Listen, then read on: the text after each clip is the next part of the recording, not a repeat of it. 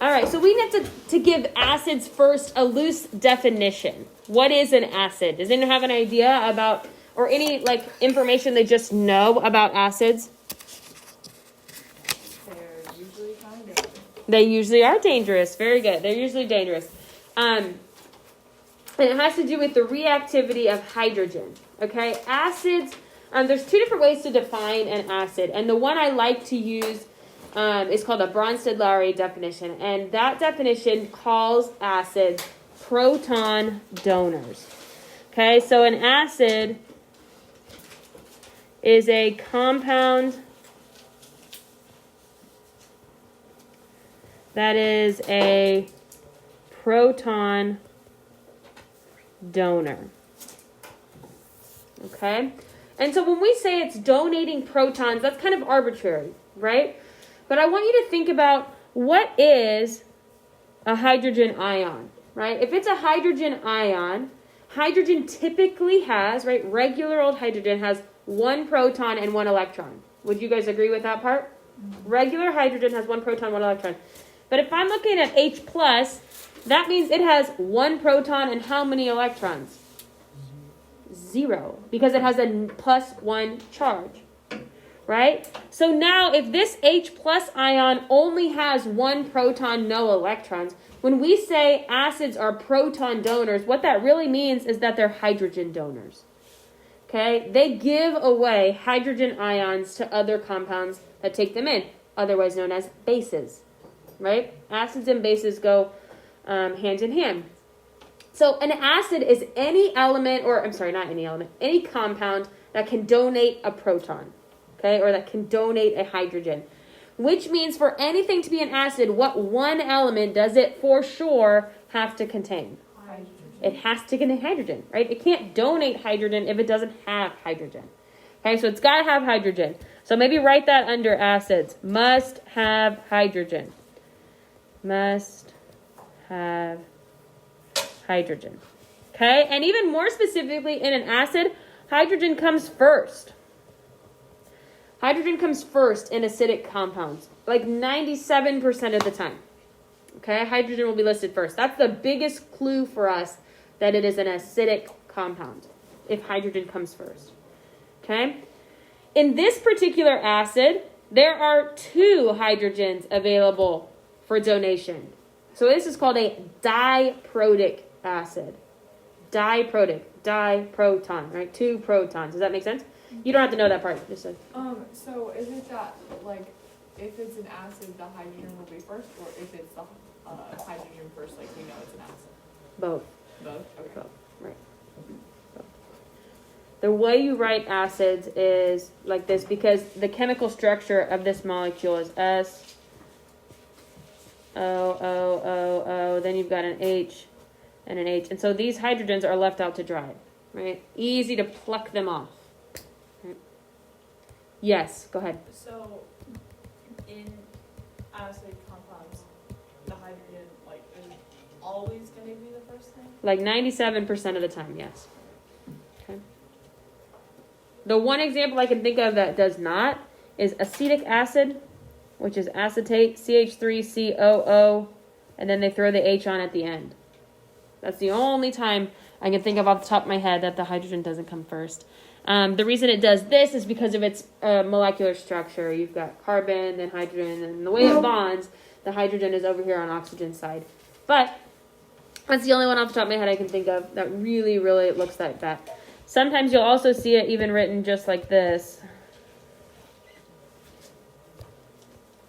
HCH3COO, right? Sometimes they do put the H at the front, but that's the biggest clue for us, is to find the H at the front, and that will most of the time tell us it's an acid. Why is it OO instead of just O2? Okay, so acetate, let me put up. Acetate is C2H3O2, or it's written like this, CH3COO minus. Both of these are -1. Okay, these are the exact same compounds. 2 carbons, 2 carbons, 3 hydrogens, 3 hydrogens, 2 oxygens, 2 oxygens. The reason it's written like this, and for some reason they only do this with acetate, it's because its molecular structure looks like this. A carbon bonded to 3 hydrogens, bonded to a carbon, bonded to 2 oxygens. Right? So here's my CH3, here's my COO. That's the reason it's written like that. You don't have to know that part, but sometimes the way a compound is put together has to do with its molecular structure and the way things are bonded. Acetate is one of those in particular. So if I'm going to make this an acid, the hydrogen that is going to be the acidic hydrogen goes right here. And so that's why it's sometimes tacked onto the end of acetate, because it's connected to those oxygens. Okay? That's more than you need to know right now, but it's sometimes interesting to know why things go together. All right, so let's look at the little sheet I gave you about acid naming. Did everybody get one of these? Thomas did his job? Thank you, Thomas. Okay. This is a sheet that I will allow you to use on all quizzes and tests when you're naming acids. And it tells us the relationship between the anion that's forming the acid. Okay? What charge does hydrogen have? Or the proton? Right? We know acid is an H plus, an hydrogen plus some sort of other charge. And it's got to be a negatively charged compound. Because acids, let's write this down, acids must be neutral. Just like what other kind of compound? Good. They must be neutral just like ionic compounds.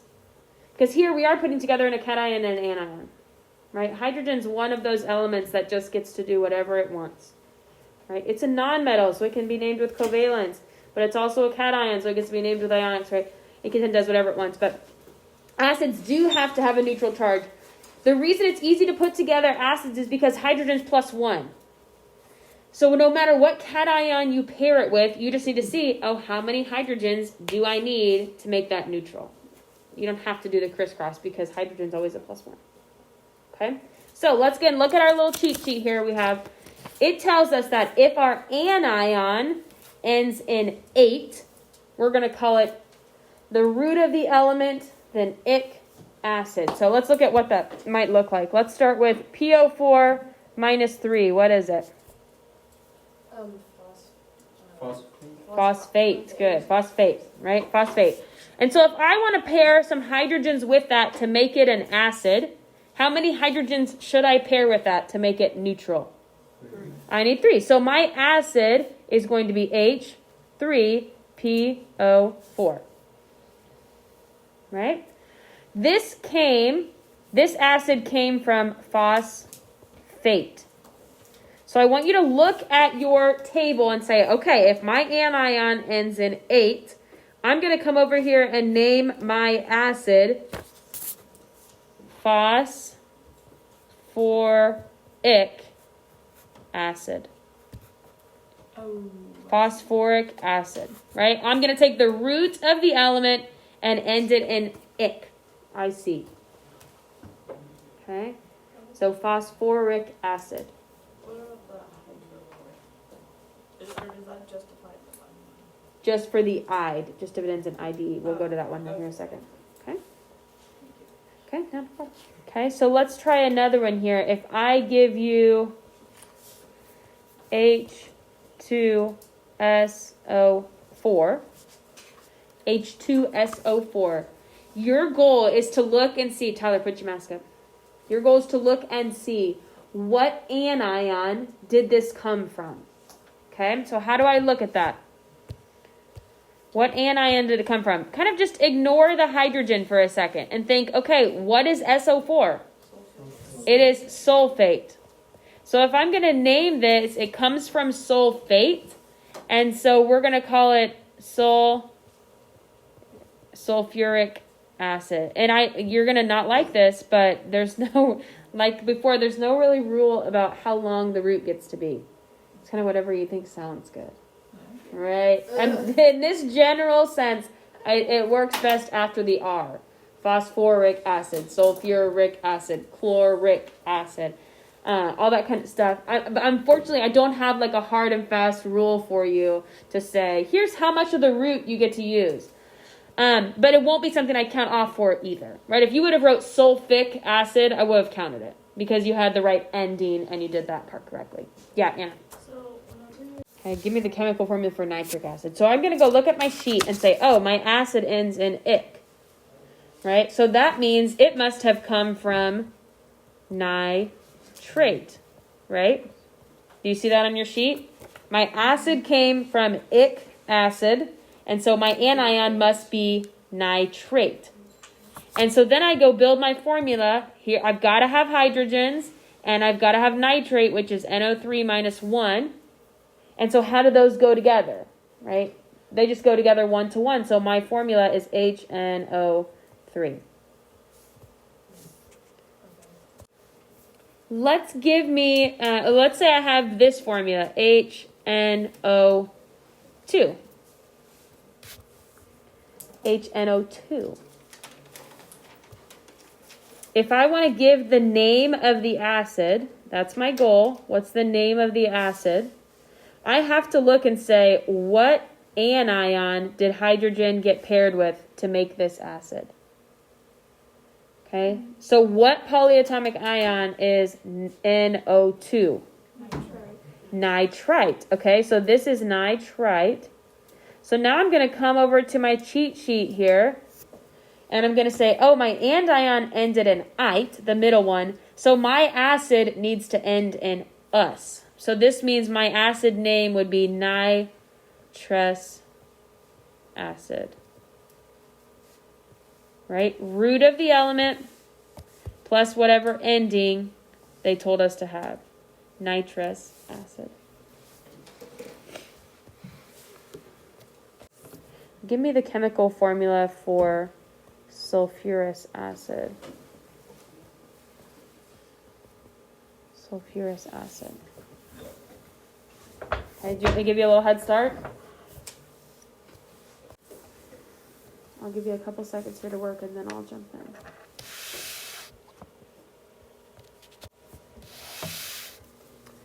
All right, sulfurous means it needs to come from sulfite. Good. And so I know that sulfite is SO3 minus 2.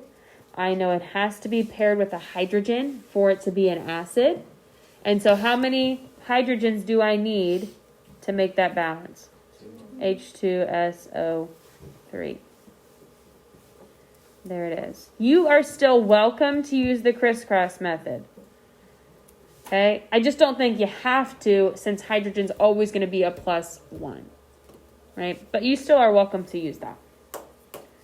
H2SO3. Last ending we have on our not periodic table, on our little cheat sheet is ide. So are those going to be polyatomic ions, or are they just going to be anions?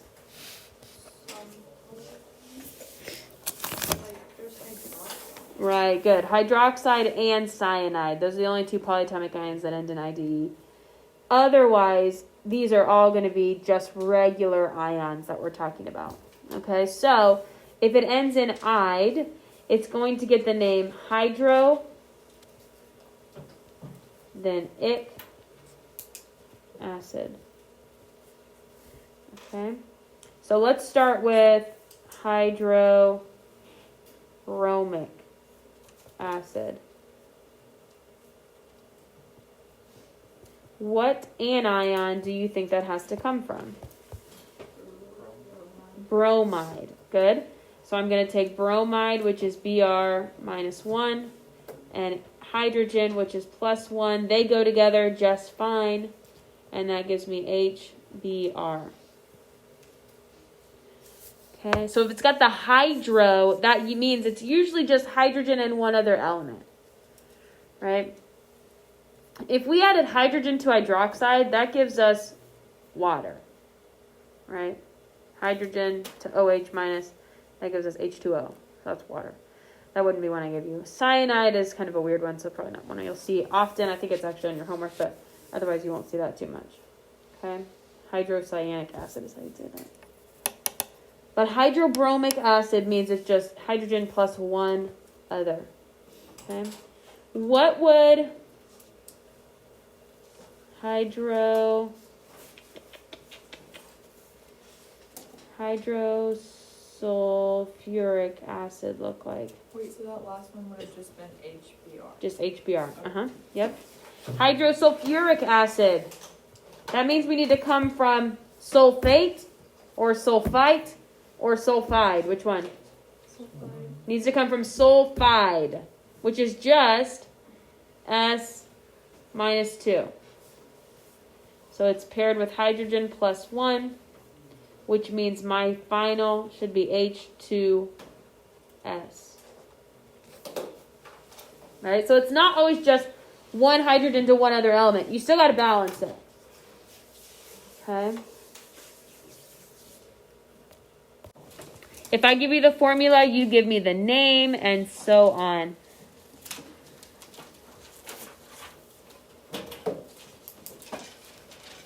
Some of them might be in the box up here. They might not just be the ones you memorized. Some of them might be in the box up here. For example, the first one.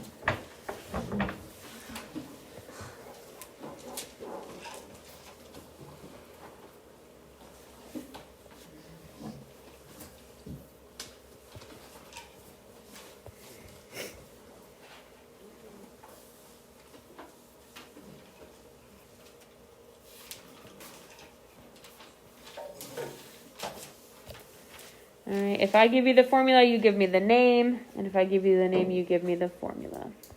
Good, I would agree. Bromic acid. This BrO3 was one you had to find in your box up here called bromate. Right? So it's bromic acid. How many of you had that? Good, pretty close. Okay. Second one, hydroiodic acid. Emily, what'd you have on that one? H what? 3. Okay, then what? IO3. IO3. Okay, this would be iodic. Just iodic acid, not hydroiodic acid. Hydro and then ic means I need to combine just what? Just hydrogen and just iodide. And so that means my final formula should just be HI. Okay. Any questions about that one? Iodide is just going to be I minus 1. All right, last one. Anna, what did you have on this one? H3PO3. Phosphorus acid. That's okay. Yep. We'll go ahead and go take it all the way to the R. Phosphorus acid. That's the important part that you had the ending right, though. Phosphorus acid. Because it came from phosphite.